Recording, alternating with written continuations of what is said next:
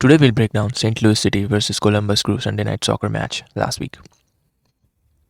So, starting with the formations, St. Louis City was in a compact 5-4-1, crowding the midfield and inviting pressure, but struggled to build through the thirds, registering just 30 around 30% possession and bottom 6 league marks for passing and field tilt. You can see on the screen Columbus Crew. They were in a flexible 3-4-2-1, used their width ruthlessly, overloading both flanks via wingbacks Steven Moreira and Mo Farsi, while their front three rotated between deep lying playmaking and penetrating runs, repeatedly exploiting the gaps left by St. Louis' narrow shape. So you can see Shambo, Nagby, and Rossi. Those were the most important players for Columbus Crew because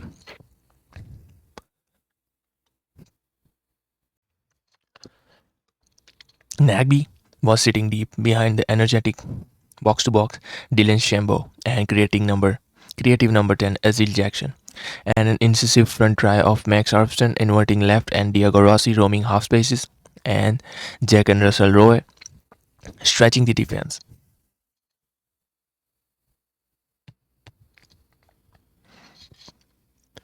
Whereas Patrick Schulte as a proactive sweeper keeper, Mo Farsi and Steven Moreira as attacking wingbacks, Amundsen and Zwatsky anchoring the back three.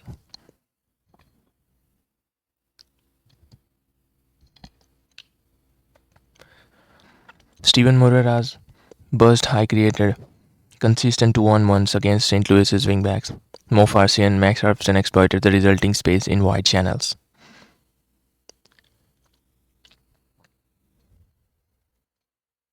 Diagonal switching of play stretched City's narrow midfield, opening gaps for cutbacks directly led to several scoring opportunities. Here, you can see how good Columbus Crew players were off the ball.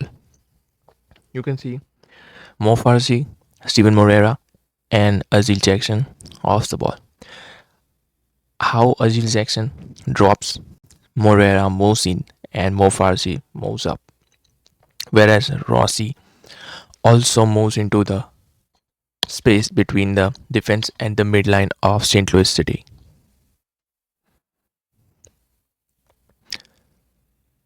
This was continuously creating chaos and confusion for St. Louis City for home to mark and home to not mark. And the player out wide was Amundsen, who was providing the width. Sometimes it was Amundsen, sometimes it was Armstrong.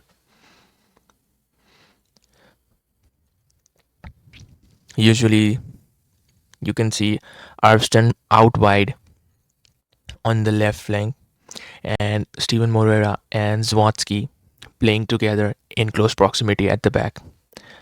So you can see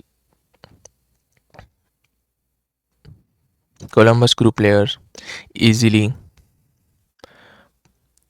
delivering line breaking passes in between because St. Louis City's line was staggered. You can see how their pressing structure was. Their back line is not in a line, their midfield, two players in between, two players on the right of the pitch, three players on the left. So it was all staggered, which made the progression for Columbus Crew really easy.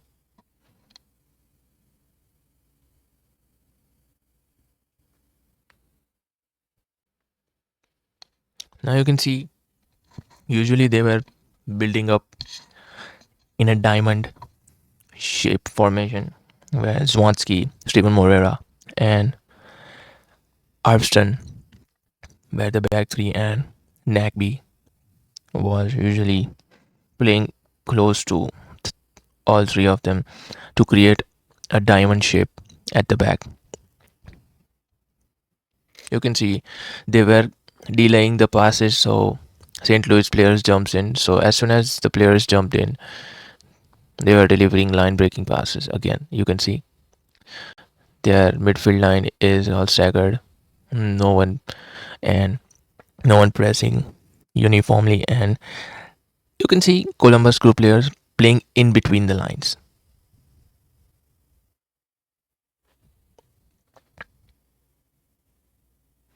This is another example. Zawadzki was continuously delaying the pass, which draws more players of St. Louis into pressing, and then seeing the opportunity, he delivers a line breaking pass. You can see four St. Louis players ahead. Their midfield is stretched. Their defense line jumps in.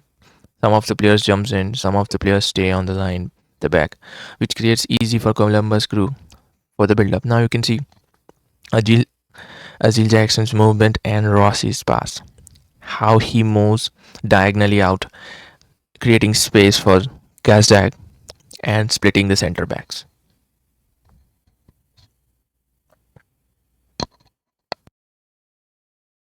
So this creates space for the striker or the one receiving the ball in zone 14 or in the box to attack. Here is one other example. They were playing on the left side. Now Rossi drops in, switches the play to the right side. You can see no player in the midfield for St. Louis City on the right. So it becomes easy for Columbus Crew to progress the ball through the midfield. Yeah. And again, the same diagonal run and the same tactics. And they were falling for it again and again. Defender jumps in, diagonal run, a, a back heel pass, and you can see the gap.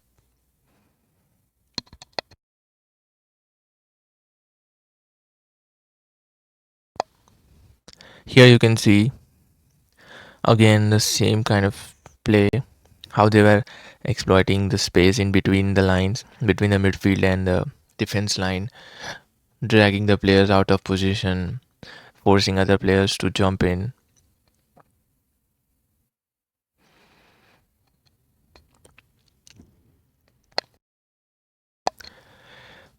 So we'll talk about Columbus Crew's goals. So you can see on the left they are deployed so many players. They are outnumbering St. Louis City's players, and somehow they cross into the box, and you can see two players into the box, runs in, creates the space at the back for Steven Moreira. Now both of them run. Defenders get attracted to them.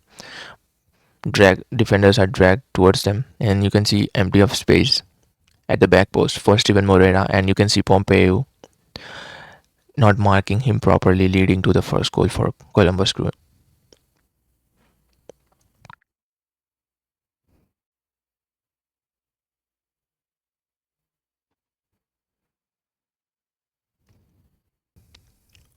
Again, the same tactics, delaying the play. St. Louis players jumps in.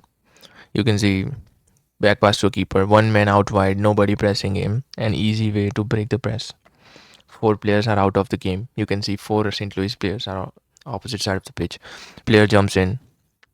Also, Kazak drops in to increase the passing option and to progress the ball and drags a man with him. Easy progression, empty of space between defense line and midfield line. And you can see Shambo. Shambo passes to Rossi, and you cannot give Rossi this much time and space, 25 yards from the post, and takes a shot.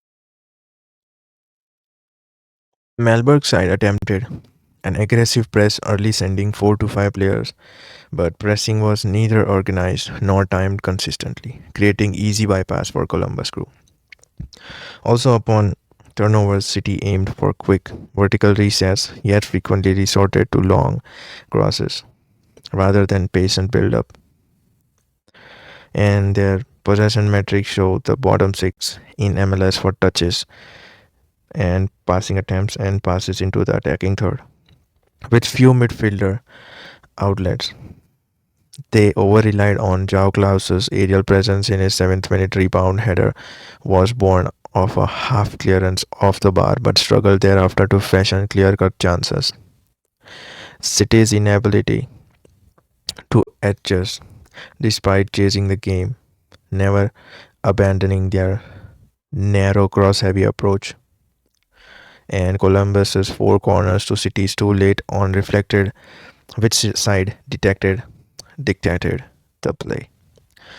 Columbus' blend of structure with fluid frontline rotations and ruthless counter-press execution proved decisively superior to St. Louis's rigid reactive system, turning the match into a demonstration of why control of possession tactics can dismantle a low block high press setup when not complemented by versatile transitional play.